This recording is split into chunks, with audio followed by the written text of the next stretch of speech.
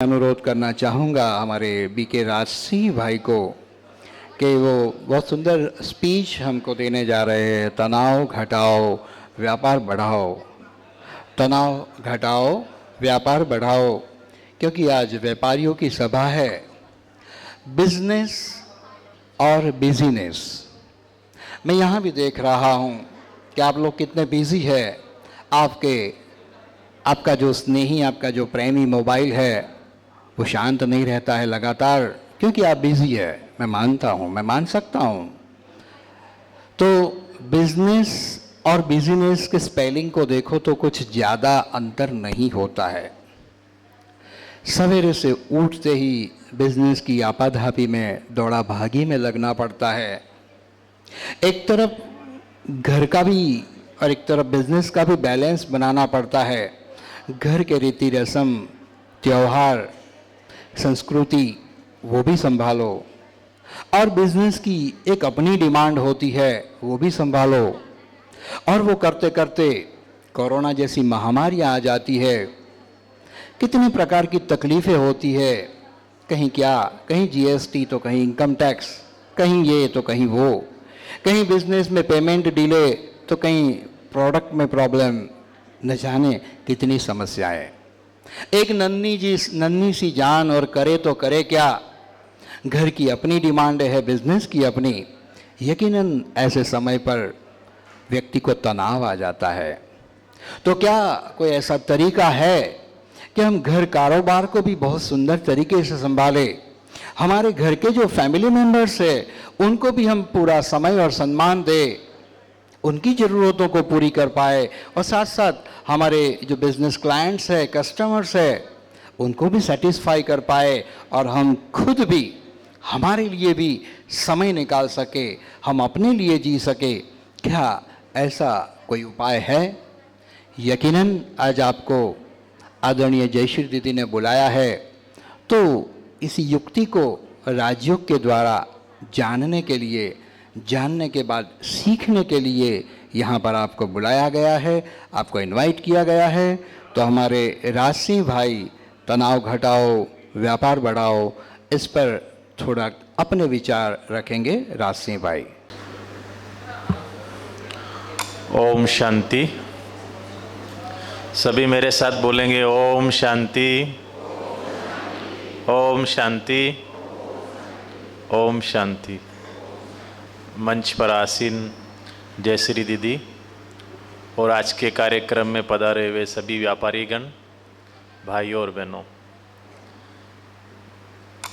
जैसा कि भ्राता जी ने बताया कि तनाव घटाओ, व्यापार बढ़ाओ। वास्तव में वर्तमान समय हम सभी देख रहे हैं, सबसे ज़्यादा तनावग्रस्त कौन है? कौन है? व्यापारी। दुनिया में जो भी घटनाएं घटती है, उन घटनाओं का सबसे ज़्यादा असर अगर आता है तो व्यापारी के ऊपर आता है। पिछले 2-3 साल से हम देख ही रहे हैं, चाहे वो कोविड का हो, चाहे और भी परिस्थितियाँ हो, चाहे वर्ल्ड वार की संभावनाएं हो, सबसे ज़्यादा जो असर आ रहा है वो व्यापार पे आ रहा है। तो आप सोच रहे होंगे कि तनाव घटाने से व्यापार कैसे बढ़ेगा। पहले तो हम ये सोचेंगे, ये देखेंगे कि तनाव बढ़ने से क्या क्या नुकसान होता है। जब तनाव होता है तो क्या होता है, फिर उसका परिणाम क्या होता है? फिर गुस्सा आता है। और वो गुस्सा किस पे निकालेंगे? अपने साथियों पे, अपने कर्मचारियों पे, जो कस्टमर आता है उस पे, यहाँ तक कि कई बार हम अपने घर पे भी निकाल देते हैं। तो जिस कस्टमर पे आप एक बार गुस्सा कर देंगे तो दोबारा आएगा आपके पास? नहीं आएगा।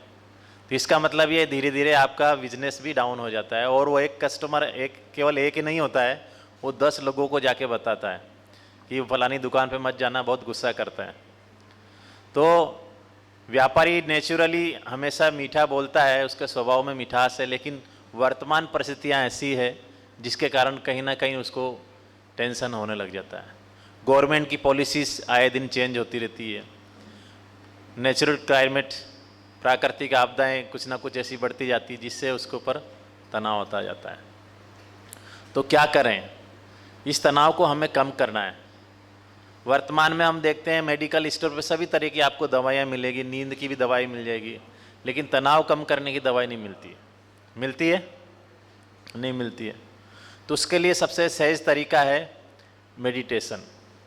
क्योंकि आदमी जब दुखी होता है, परेशान होता है, तो अनेक ज्योतिष के पास जाता है और जब पूछता है उनसे कि मेरे व्यापार नहीं चल रहा है, बहुत बड़ी प्रॉब्लम है, कुछ उपाय बताइए, तो कई लोग उसको तरह तरह की सलाह देते हैं। कोई कहता है कि आप आज से इस कलर के कपड़े पहना करो, वो कपड़े पहनने लग जाता है। कोई कहता है कि आपका घर ठीक नहीं है, उसमें गड़बड़ है, घर बदल लो, आदमी घर बदल लेता है। कोई कहता है कि आपकी सोसाइटी ठीक नहीं है, आप सोसाइटी बदल लो, आदमी सोसाइटी बदल लेता। कोई कहता है कि आपके घर के जो सामान है इसको चेंज कर लो, वो भी चेंज कर लेता है।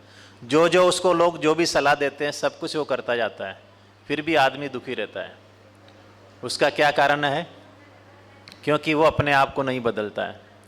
इसलिए गालिब ने बहुत अच्छी बात कही कि ज़िंदगी भर अक्सर एक ही भूल में करता रहा, जिंदगी भर अक्सर एक ही भूल में करता रहा, धूल चेहरे पे लगी थी और मैं आईना बदलता रहा, आईने को साफ करता रहा।